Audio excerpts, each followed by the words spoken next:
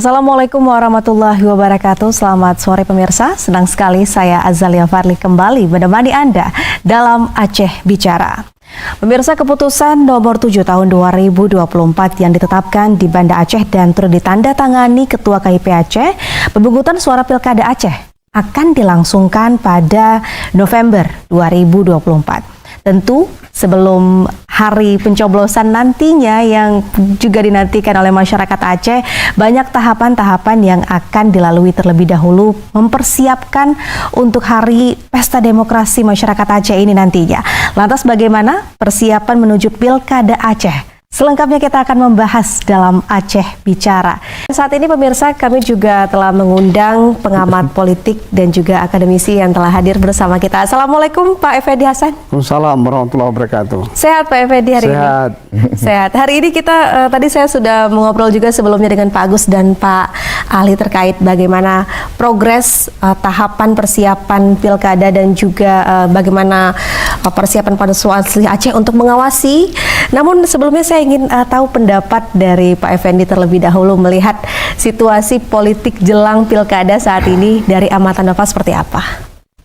Iya, kalau kita lihat situasi menjelang Pilkada tahun 2024, memang ini sudah mulai bermunculan calon-calon. Malah sebagian partai politik sudah menyaring itu, apakah untuk calon gubernur, kemudian wakil gubernur, bupati, wakil bupati, wali kota maupun wakil wali kota. Termasuk dari jalur independen itu sudah mulai muncul ya nama-nama mereka untuk terlibat juga dalam kontestan Pilkada tahun 2024 nantinya. Tentu ini memang sangat menarik. Karena saya melihat bahwa Pilkada Aceh itu tetap menjadi role model bagi Indonesia. Ya, kenapa saya katakan role model? Yang pertama, bahwa Pilkada Aceh itu berbeda dengan pilkada yang lain, terutama dari beberapa syarat. Misalnya, Aceh mewajibkan calon untuk bisa membaca Al-Quran. Ya. Itu tidak ada di daerah lain, ya? di provinsi lain. Kemudian juga selain melibatkan, mungkin saya melihat kalau memang terkait dengan calon independen itu kan diadopsi dari Pilkada Aceh tahun 2006 ya, sekarang menjadi diadopsi secara nasional. Untuk Pilkada Aceh selain independen juga melibatkan calon-calon dari partai lokal, dan di provinsi lain nggak ada calon dari partai lokal. Jadi di Aceh nanti akan bersaing antara calon dari partai lokal maupun calon dari partai nasional. Ini yang menarik. Nah, dan kita berharap tentunya mungkin di sini ada Panwaslu KPU ya. Ini perlu mempersiapkan persiapan pilkada ini dengan lebih baik karena ini kontestan rakyat ya. Tentunya dia akan dipantau oleh semua publik, terutama dari penyelenggara ya, penyelenggara bagaimana mempersiapkan ini secara lebih baik sehingga pelaksanaan pilkada itu benar-benar berlangsung secara aman, damai, kemudian dalam lunas-lunas demokrasi. Ya, namun kalau Pak Effendi melihat beberapa aturan yang memang sudah diterbitkan seperti aturan calon independen yang harus memiliki dukungan 3% dengan sebaran 50%, serta aturan juga untuk para calon yang masuk melalui partai politik, apakah ini sudah sesuai dengan perpolitikan di Aceh? Saya pikir apa yang tahapan atau syarat-syarat yang telah ditentukan oleh KIP itu sudah sangat sesuai. Ya, misalnya bagi calon independen itu harus ada KTP ya, KTP yang merupakan bukti dukungan ya dari masyarakat untuk mereka mendaftar. Kemudian juga bagi calon yang dari partai politik ya. Jadi saya pikir sudah sangat sesuai yang diatur oleh penyelenggara atau KIP Aceh itu sendiri. Namun perbedaan syarat-syarat yang dimiliki keistimewaan oleh Aceh ini, menurut Pak Effendi apakah ini akan menjadi sesuatu yang lebih mudah ketika daerah diberi wewenang memberikan aturan sendiri? Saya pikir ini sangat terkait dengan kekhususan Aceh, ya.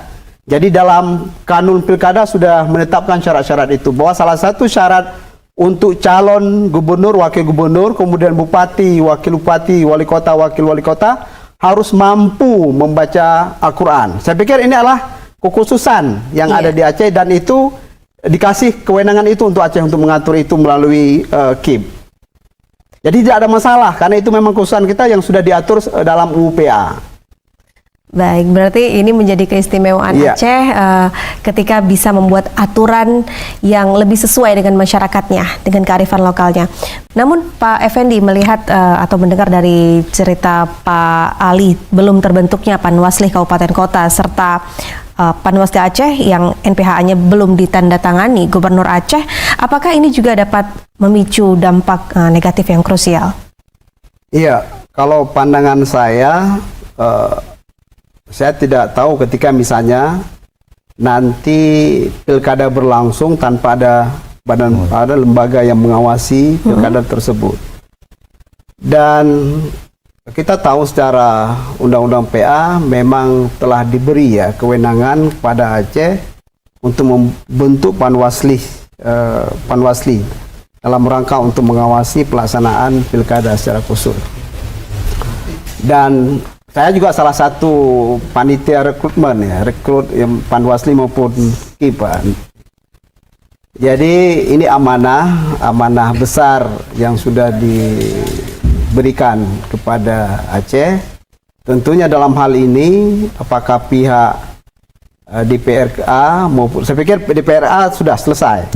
Ini sekarang konteks DPRK. Jadi pihak DPRK harus segera membentuk Panwasli untuk tingkat kabupaten kota. Ini mengingat pelaksanaan pilkada itu tidak lama lagi, 27 November ya. Ini kan tidak lama lagi. Dan apa yang disampaikan Pak Adli tadi, saya pikir ini menjadi tugas pemerintah Aceh ya. Salah satu tugas PJ adalah yang diamanahkan oleh Pak Presiden adalah menyukseskan ya pemilu serentak, termasuk di dalamnya adalah pilkada. Jadi tidak ada alasan ketika misalnya Pak Ali mengatakan tadi ini anggaran belum dianggarkan. Harus cepat dong pemerintah Aceh dalam rangka untuk menyelesaikan perhelatan ini. Dan itu saya pikir amanah yang selalu disampaikan oleh Pak Presiden, salah satu adalah harus menyukseskan pemilu serentak, termasuk di dalamnya adalah pilkada tahun 2024 nantinya. Saya pikir dalam konteks ini untuk kesuksesan pemilu sudah selesai ya. Sekarang menuju pilkada serentak itu juga menjadi tanggung jawab kita bersama. Selain penyelenggara, kemudian pengawas, masyarakat, termasuk pemerintah. Jadi harus kita berganding bahu dalam rangka menyukseskan ini sehingga terlaksananya pemilu yang demokratis. Demokratis salah satu harus ada pengawasan.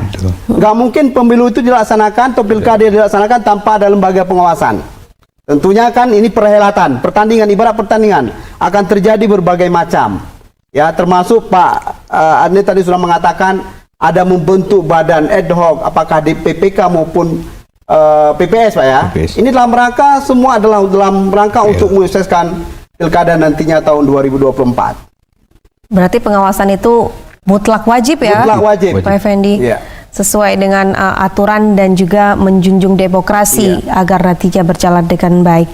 Namun Pak Effendi, ini juga beberapa nama yang digadang-gadangkan menjadi bakal calon gubernur sudah ada ya diterbitkan di beberapa pemberitaan.